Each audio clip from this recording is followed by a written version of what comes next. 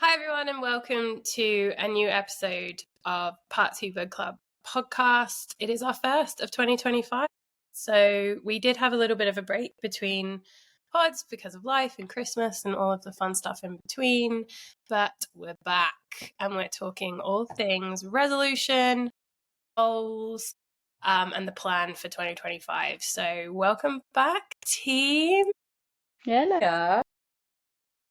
Why don't we do a quick round the house, what we got up to in our break? Because we've got up to a fair bit. Saz, we'll start with you.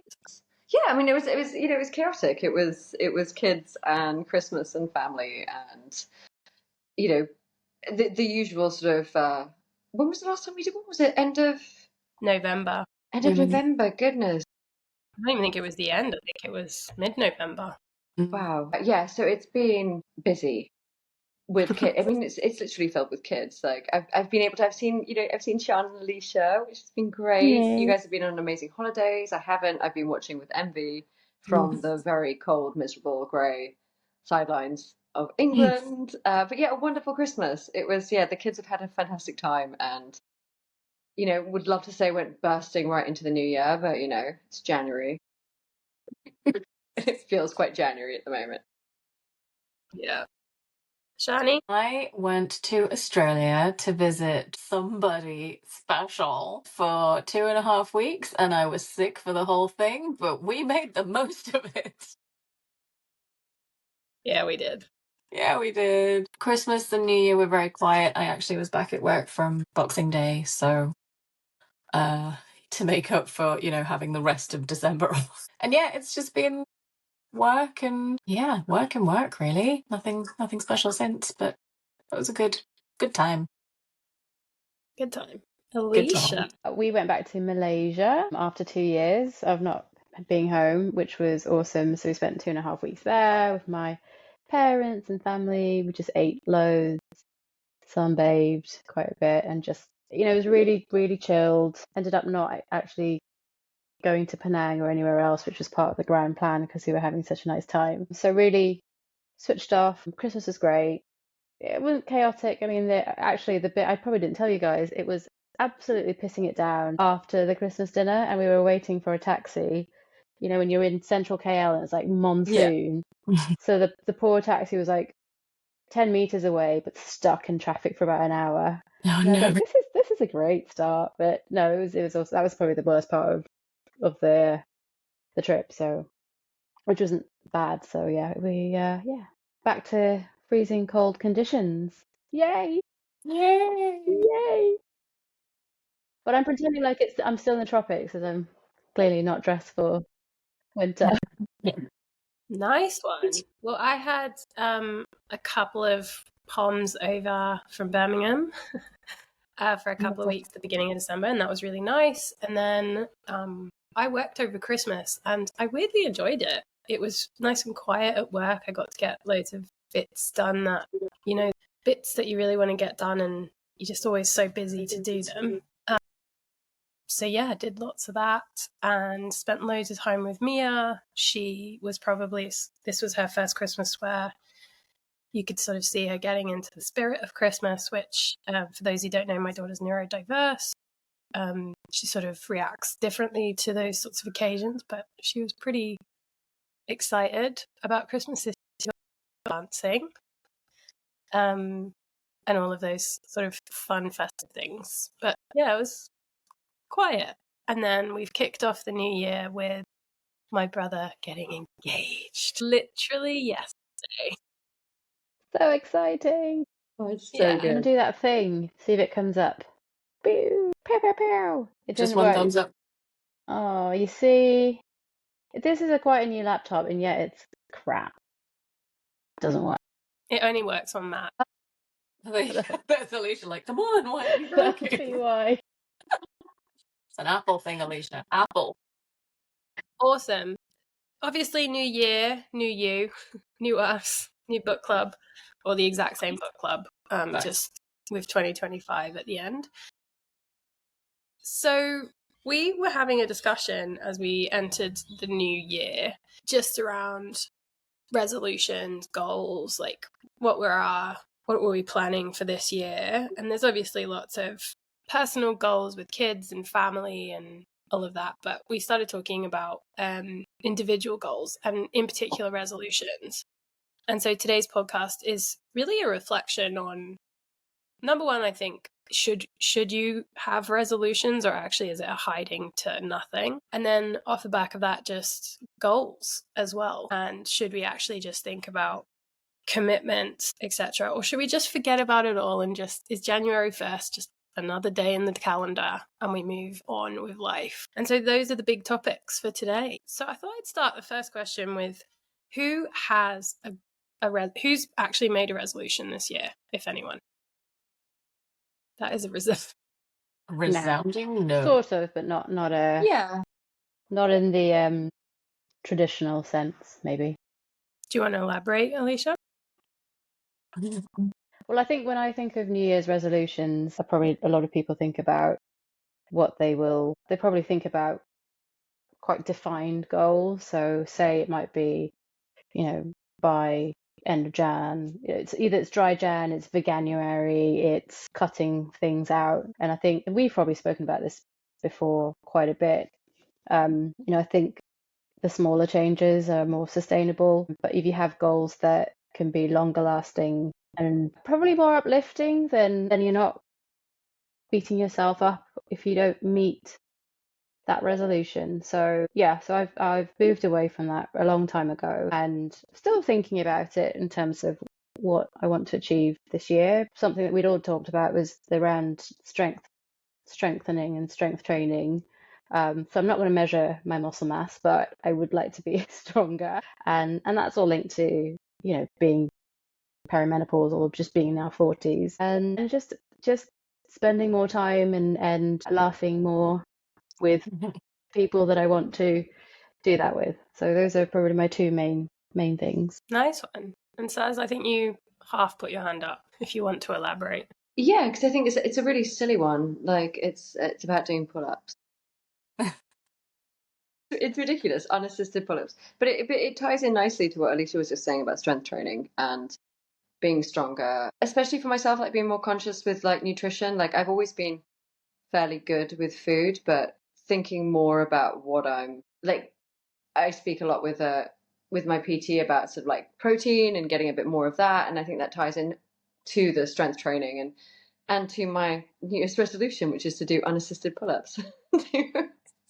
Because why not? I'm 41. Yeah. I want to be able to pull myself up on a bar. I've never done it. I don't think I've ever done it since I was like probably, like what, 6, 7 years old, when you've got that insane strength where you can like just sort of like swing yourself across monkey bars. And yeah, so Don't know that I could ever do a pull-up at 6 or 7, to be honest with you.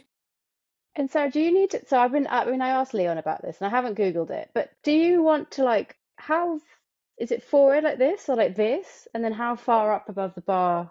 I'm really intrigued by these pull-ups. Just for everyone who's listening to the podcast, what Alicia just did is it a front, sorry. Forward grip. Is it a forward grip or a back grip pull up is what she's asking. Thanks, Sarah. So I do it back. Yeah. That's how I would do it too. And it's from hanging and then your chin above so what I do right now is I jump up, I hold myself above the bar, and then I lower myself slowly down. So it's just about getting that first bit, which is when you're a dead weight. Yeah. To get that's hard.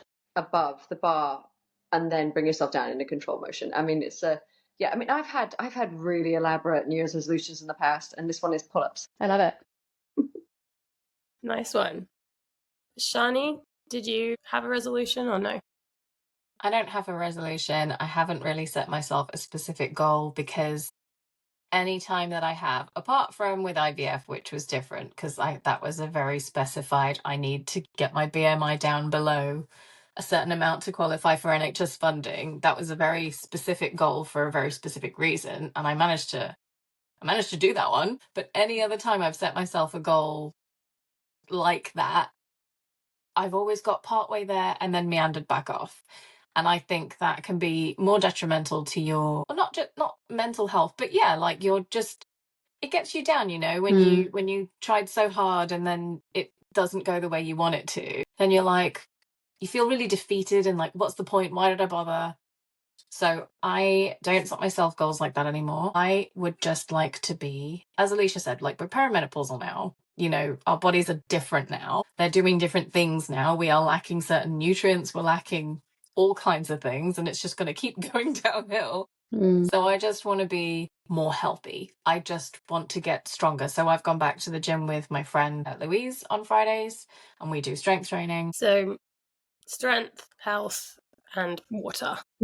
Yeah, so I don't know if I've made I don't think it's a resolution. It's more so a commitment, I think, to myself around self-care. So last year was very much about my daughter, getting her the help and the support that she needed as we sort of navigated that early days of a diagnosis for her. She's going full time to daycare. She's absolutely like thriving in daycare. She's got speech, she's got OT. We've got an amazing pediatrician now that specializes. So last year was all about how do I get her every ounce of help I could possibly find so that we could start early intervention and give her the best possible chance of navigating the world with her diversity. And I definitely let myself fall to the wayside, and rightly so, I think, in that moment. But what it meant was just silly habits, stupid habits, picking up a glass of wine every night. If it wasn't wine, it was vodka because I was on some diet. I was trying to be healthy with my drinking. So yeah, it's about self-care. I did start the year being like, I'm not going to drink. And now I've kind of got to, I'm not going to put those kind of boundaries against myself. I'm just going to make choices that are better for myself and just try and do that every single day. And then hopefully those will just accumulate over time. But I think it started out as a resolution. And then I think I told you guys, I had a day at work and I was just like, I just really want a gin and tonic. I ended up having 2 gin and tonics. And I had like this unreal guilt of like, I'd somehow let myself down. I'd ruined it all. I hadn't even got to the end of January. Yeah, so I had this that's the whole unhealthy day. thing, isn't it? Yeah. So unhealthy. I had a whole day where I was sat there in the night and I was like, oh my God, I'm depressed because I'm a 42-year-old woman who chose to have 2 gin and tonics on a Tuesday because I just felt like I needed that decompression. What I did take away from that though is I do also need to find an alternative method in those moments. Yeah, because I think that's the thing. I think that when I used to do the dry Jans, and I think I even tried the dry January with the veganuary, you kind of feel miserable because you've been, well, throughout Christmas, been eating and drinking a lot and, enjoying life and food. And then as soon as January hits, it's suddenly you're depriving your body of all this stuff that it's so used to. And I think I used to just feel the guilt. And now I think, well, even though Leon's doing this 100-day of no drinking and he's committed, but he's in a really great frame of mind to do it, I said, well, I'll drink, I'll support you in the sense that I'll try not to drink it, but if I want to, if I feel like it, I will, and not feel bad about it, and that's absolutely fine. And I think if you've got people around you as well that are supportive both ways, so he's not saying, well, if before you would say if you have one, then that's kind of ruining it for me because then it just brings me down. I'm like, well, then it's double the guilt. So you're taking myself and you down. But we don't think like that anymore. So yeah, I think it's much healthier, like you say, the committing as much as you can, but not feeling like you've just ruined everything and that is all out the window. So it's much healthier. Yeah. So I guess my next question for you guys then was, and it's probably something like, it's a hard one to navigate. Obviously, there's resolutions come with kind of this idea of guilt, and then you're kind of doing it right into January where it's a tough season. But I think my personal opinion, keen to hear your opinion, is that goals and like things to strive towards are really important for your own personal development and your own personal kind of, trying to keep learning, keep developing, keep trying to be the best version of yourself. So if it's not a kind of resolution, then how do you think about that with that frame of the guilt piece as well? Does that make sense? Does the question make sense? Maybe I'll get you to answer that, Sarah, because I think, yeah. I think this is something I'm probably quite good at. In that, I think that when Elise just mentioned dry January, I think when you go with something like, and obviously Zara, you too, like, I'm not going to drink in January, and then you have a drink in January, you feel like you've failed in some way or you've done something wrong or whatever. So I think, and it goes down even down to like what you're eating or how much you exercise, or and people go, right, it's the 1st of January, say for example, and I'm going to commit that I'm going to run, let's go unrealistic, 5 times a week. Realistic for some people, unrealistic for, and you get to the 3rd day and you don't run and you go, well, I've messed up here. And I don't know what, maybe it's, maybe it's having failed in the past or whatever, like, years ago, where you've attempted those kind of things and then beaten yourself up and go, well, I'll try again next month or next Monday. Or, like to then just sort of go, do you know what? Actually, it's more about sort of small, consistent changes that, I am following a more high protein diet at the moment.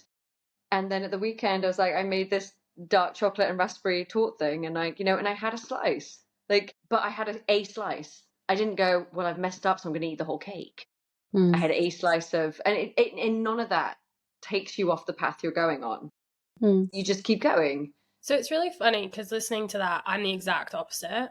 So, and Sean, I don't want to put words in your mouth, but I'm going to suggest that you potentially are very similar to me. So that's probably what I'm most curious about, is how you've got there, because I have a really unhealthy relationship with this kind of stuff, in that I'm like, so last week, the reason I had those, I know for a fact the reason I had those 2 gin and tonics was because I got poorly the week before. So I started the year, I was off to a flying start. I was doing strength training twice, 3 times a week. I was starting running again. I was really like, every day I was moving my body for about 2 weeks, 10 days.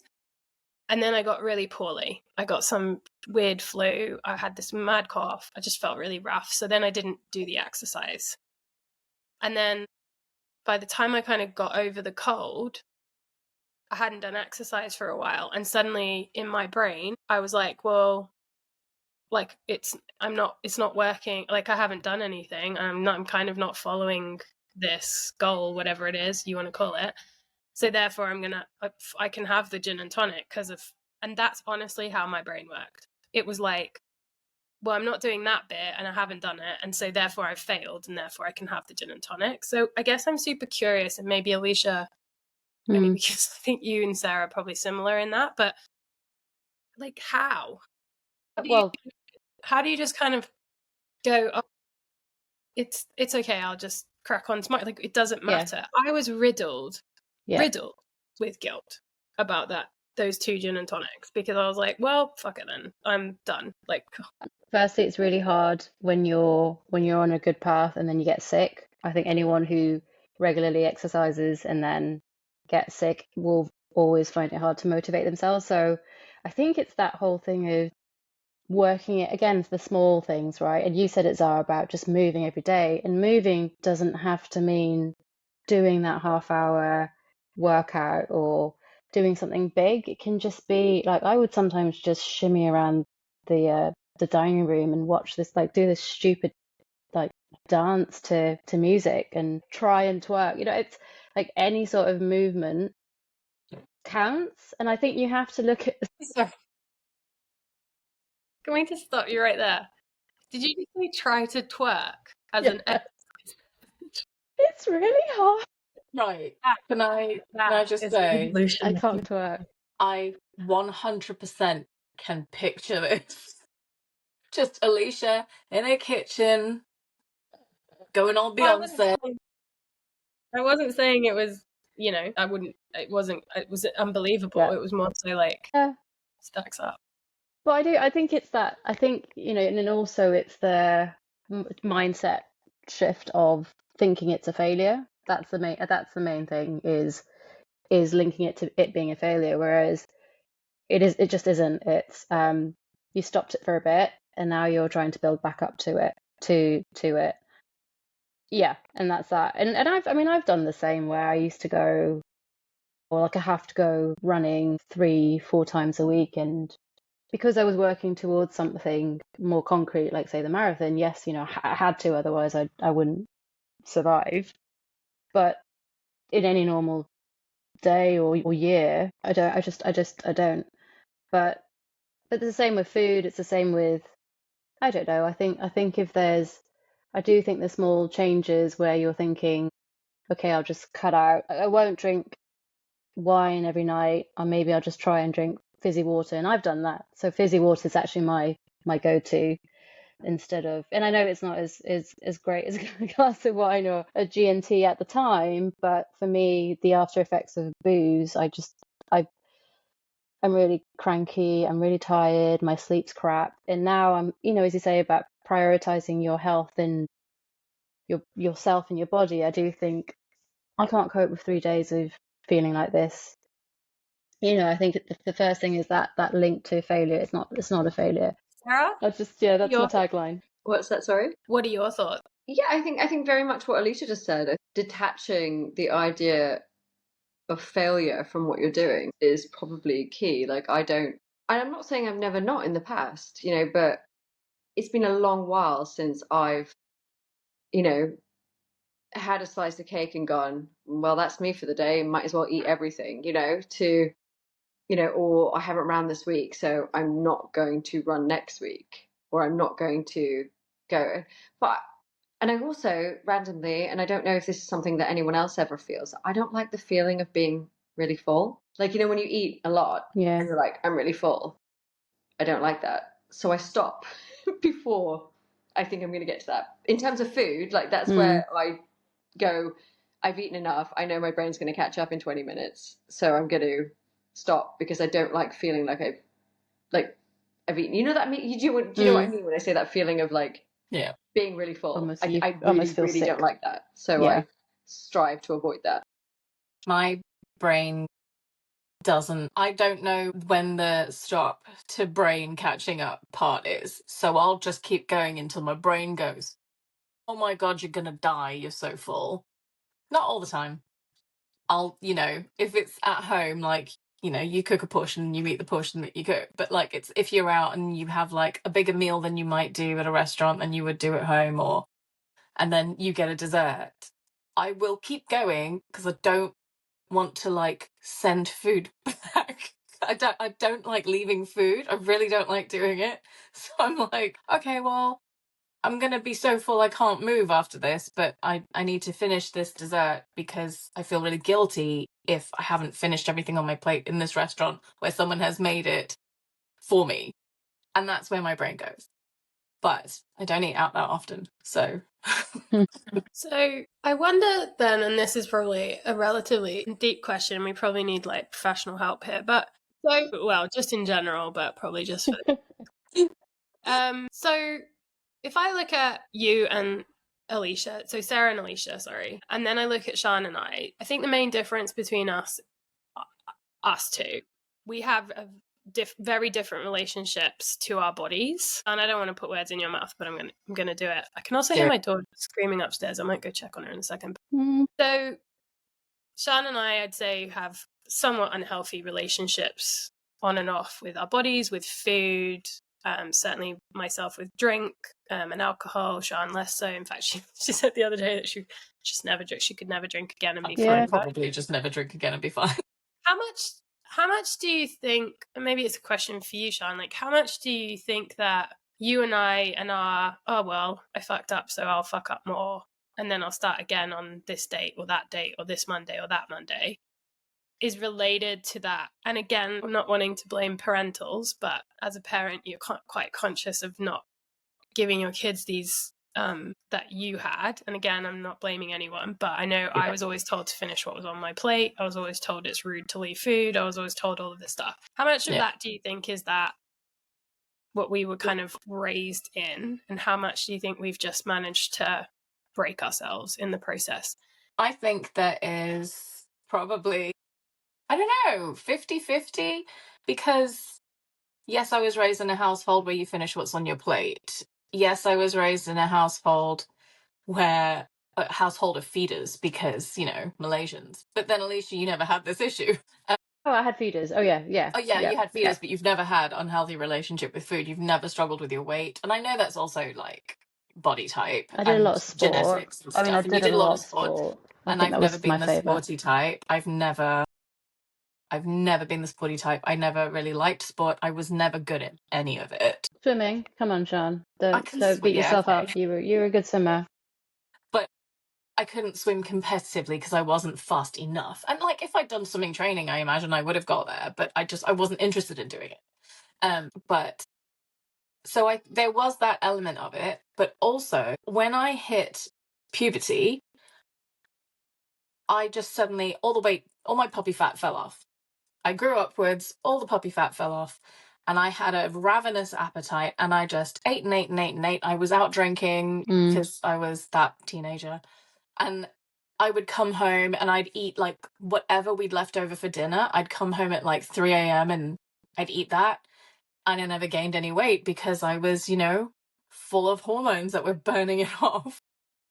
And then I hit my early 20s. I went on the pill for the first time in my life.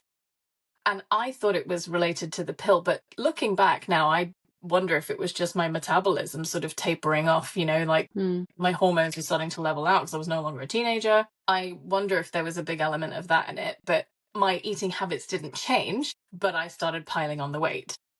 And I didn't know how to make it stop because I'd never had to think about it before. I'd never had to curb what I was eating, when I was eating, how much of it I was eating. But I also grew up in a household of, and this is nothing against my parents. I love my parents, but there was a lot of body shaming.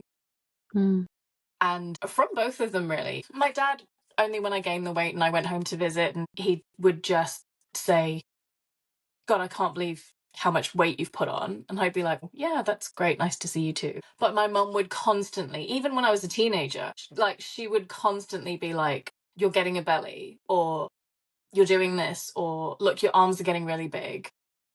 And then every time I went home, she'd be like, you haven't lost any weight, or, oh, you've put on more weight. And I'm like, and as much as you might think that, and it would for some people, it would sort of curb them to like go the extreme and, maybe have an eating disorder of some sort and, going down the extreme route. For me, it was more of a, well, I'm going to eat whatever I want to eat. You don't body shame me. I'm going to do what I want to do. And I kind of went the other way. I dug my heels in and I just kept eating what I wanted to eat, when I wanted to eat, as much of it as I wanted to eat. Yeah, I think I'm probably, so I definitely didn't have that, but what I did have was the food thing. So eat what's on your plate. It's rude not to eat what you're given. And like even now my mum and dad will still like they almost get upset if I like yesterday I've not been feeling crash hot the last few days, but my dad made dinner and just couldn't eat it. I was just full and like just not hungry. And there's this like undercurrent of like, but I made that for you. Yeah. And food was very much not weaponized, but weaponized in a way. And also our family is very much like if you're happy you eat, if you're sad you eat, if it's a celebration it's about food.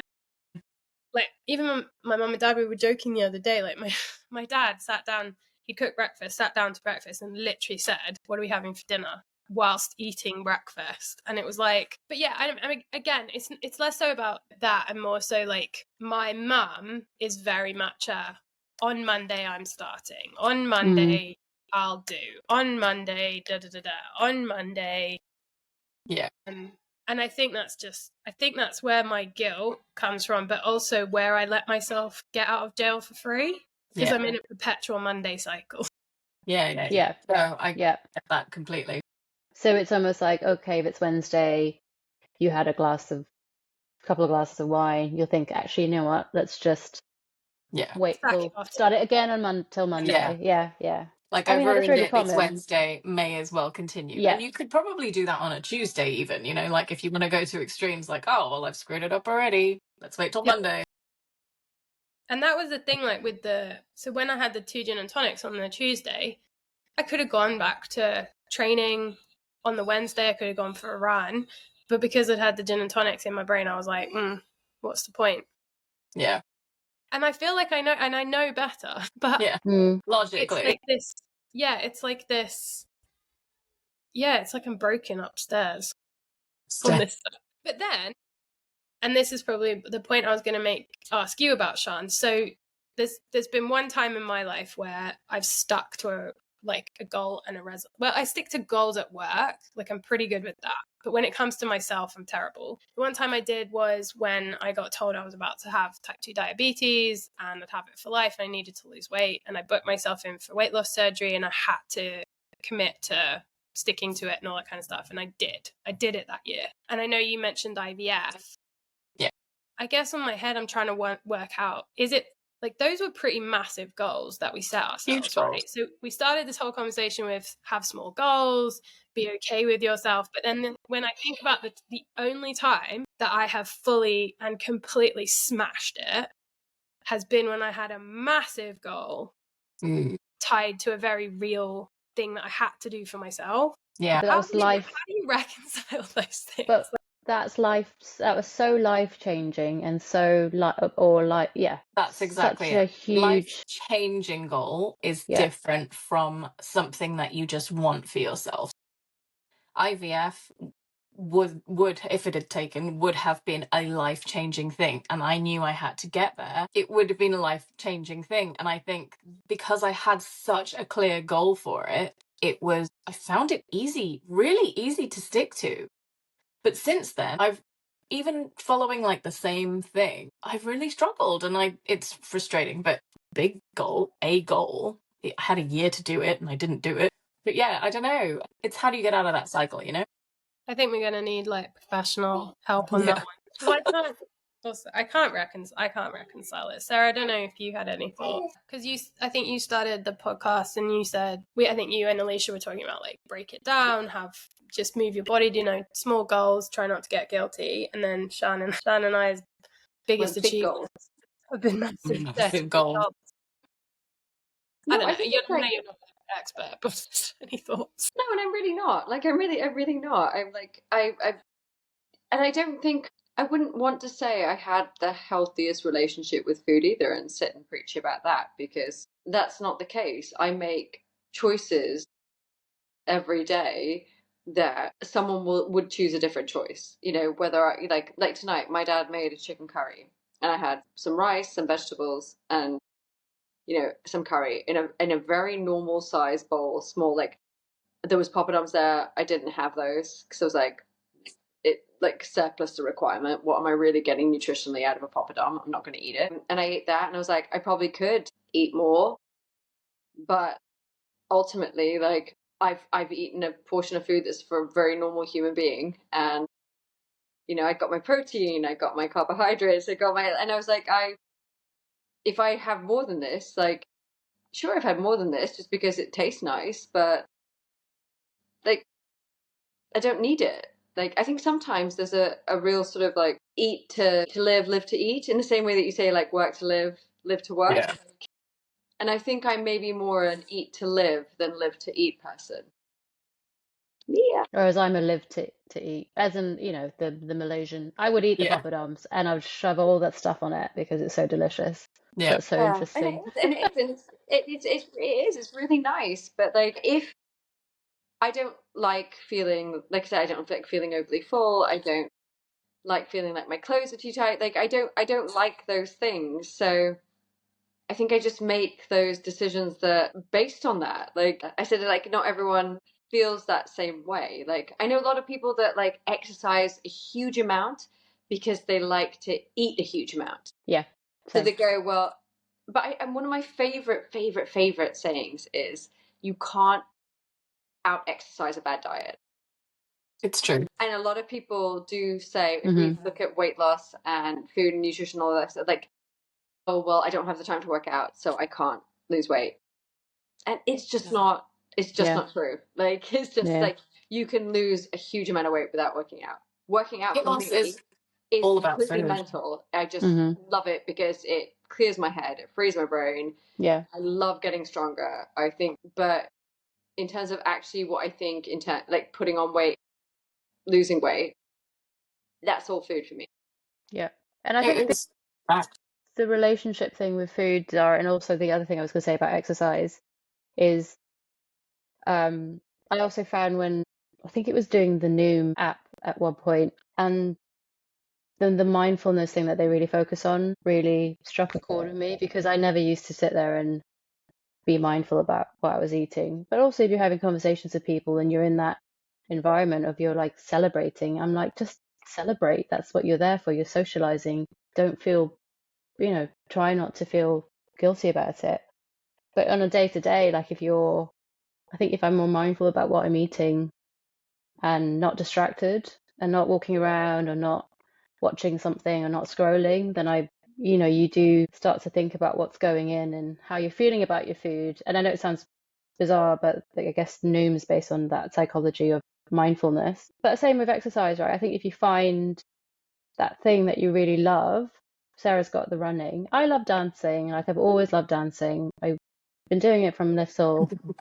I like running. I think I'm in and out with running, but if you get me in, like, if somebody can drag me to a dance class, or even if I stick it on the YouTube thingy, which I found some ridiculous guy that does it, at home, if I've got 15 minutes just dancing, I know that's something. I think I think that relationship of it being a chore, like people looking at it as a chore, does make it hard. You're making it hard on yourself because you don't want to do it. But then also that if you know that feeling afterwards, if you think I can't be asked to put on I'd have this a lot, like I can't be bothered to put on my shoes and my clothes and get out the house for a run. I know at the end of it, I'll feel so much better. And that's like, for me, it's like, just do 10 minutes even, and I know I'll feel better. And I know, Zara, because you've said it and you've said it to us and you can see it in your videos that you send. And I think it's that, sometimes you just need that reminder of, okay, I know it's going to be hard, but if I just do 10 minutes, I'll feel good. And then that 10 minutes might become 20 minutes 3 days later. And because Sarah didn't used to run, you did you did the couch to 5 or whatever. And No. So yeah. I was running behind someone today, Mm. and I ran from where Will's football training was, and I caught the tail end of Chelmsford's park run, and so I was at the back, and I was very keen to let the people marshalling know that no, this is not how slow I run. I caught up with the run. Like, I'm not You actually competitive, Sarah, never. a little bit. But this guy was as he was running, was talking to, and he was older. I say older. He was probably about 50, in his 50s, like, and he was running with someone who was sort of running, walking. Who was saying to me, he's like, when I first got into this, like 10 years ago, he's like, I remember running 1.1 miles, and I could not. My chest was killing me. He said, and then a couple of days later, I ran 1.2, and a couple of days after that, I ran 1.3.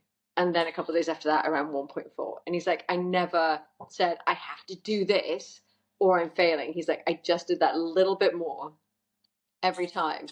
Yeah, and I loved that. I thought that was a really good piece of advice to give her, that you don't need to go out and, smash 5K, smash 10K, like it, just anything, just any amount. But even, like, I mean, people will say, well, I haven't got the time. Like, I mean, how often do I say to you guys it's 6 a.m. and I'm out running? Like, even as a stay-at-home mum, quote unquote, like, I'll still sometimes run at 6 a.m.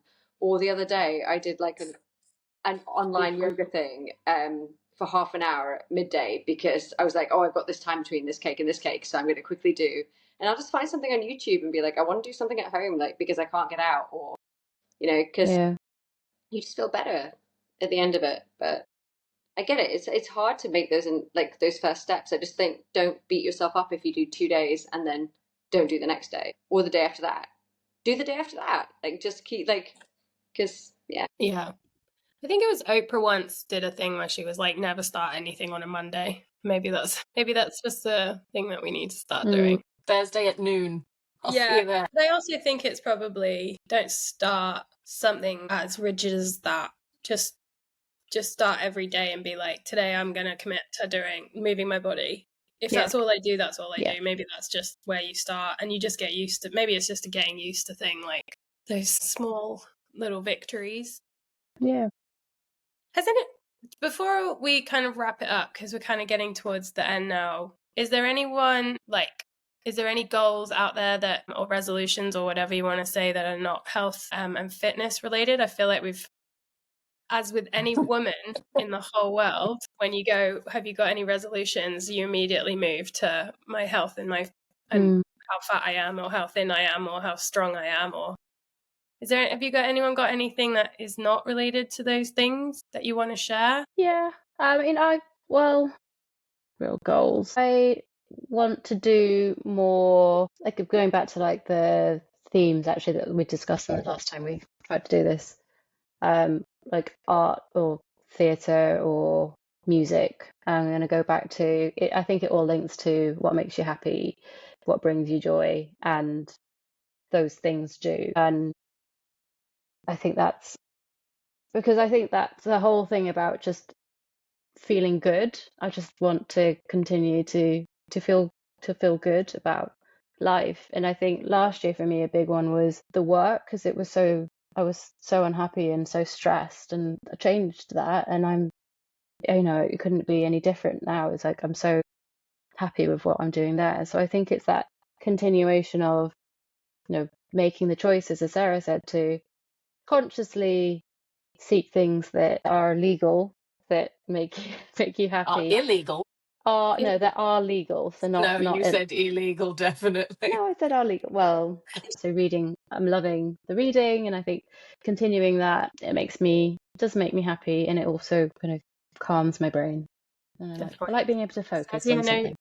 I know you've got to go and take over parental duties from your parents for your kids. So. Yeah. So real little quiet goal of 2025. Yeah, I've started writing a book, so yeah.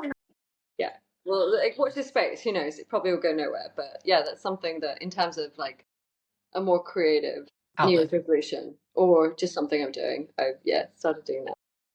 Amazing. Shani? So I set myself a Goodreads reading goal every year, and I didn't hit it last year, and I was annoyed. I know, but I read a lot of long books last year, which they take longer to get through. So it means that your total for the year isn't going to be as high. But I was actually quite annoyed with myself that I didn't hit my goal last year. So I've set my goal a little bit lower this year, because if I'm going to read a lot of thick books, I need to give myself more time to get through them. And with, for example, Onyx Storm coming out in a week, not even a week, 20. So yeah, I was actually really annoyed that I didn't hit this goal last year. I know it's ridiculous, but I was really annoyed. No, Sarah's laughing at you saying thick one. Child. She hasn't even read Fourth Wing, so she doesn't even get how funny that actually is.